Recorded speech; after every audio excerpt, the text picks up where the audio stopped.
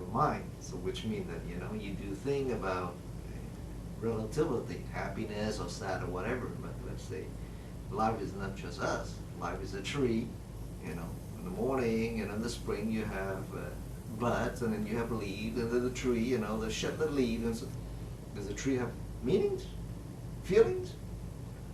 Does it feel happy? That's why I say, it's meaningless, that it is meaningless. Well, it just occurred. The sun would rise, and if we say, well, the sun is rising, it's beautiful, it's not beautiful, that's the meaning we give to it. The sun doesn't rise for our sake. Every morning. It's not for the sake of man that the sun rises. The sun just simply gives off its light, touches everything in its path, and even though it nourishes all life, it doesn't care in particular for it. It's So we are the one who gives meaning. In 5 billion years, the sun is going to wither away. If the sun withers away, life here will be no more. But we always think that this whole existence has been manufactured for our sake. We're a very small part of existence. How vast is this universe? With how many billions of galaxies? And what is this small Earth? Just a grain of sand in the desert? What is it really? It's just nothing. There was a time when people thought that the Earth was the center of the universe. You've heard this. There was a time when they believed the whole universe revolved around the Earth, the sun revolved around the Earth. And Galileo proved this, that it's not really true. Earth is just a very small aspect of the universe. In fact, it's the Earth which revolves around the sun. This is the same thing that has been happening for a very long time. That we've projected existence in the image of our own ego.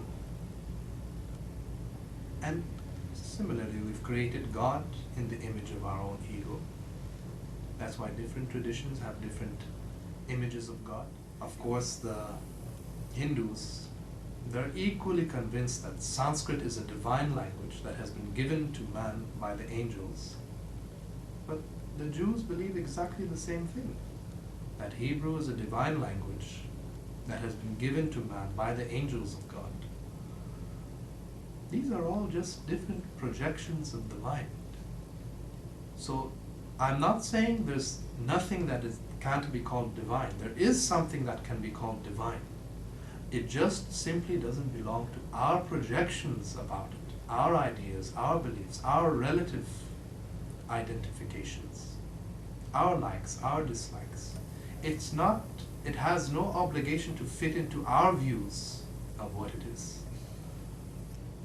And that's why when you experience this dimension within yourself, it's always been the case that realized beings have found it very difficult to describe what it is that they've discovered.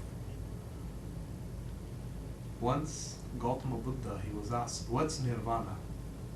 And he just simply sat silently. He didn't say a word. Just simply sat silently. And we shouldn't think that this silence is an answer.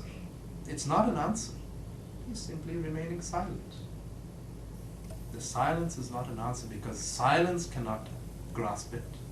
Our words cannot grasp it. So this shows you just how unfathomable it is. So that's why in Zen they've always said that our words and descriptions about it, it's just like a finger pointing to the moon. We shouldn't think the finger is the moon itself. The finger is just indicating to the moon. It's trying to give you a sense of the flavor of it. That's what our words and descriptions are. They're just trying to give you a sense of the flavor of it. But just the words and descriptions giving the sense of the flavor of it will not truly give you the flavor of it. It's a bit like you're trying to explain the experience of seeing to somebody who's completely blind. Now somebody who's blind, you may give him a description about, okay, what's the physics of light? What's the constitution of light? How does the light travel into the eye? What's the anatomy of the eye?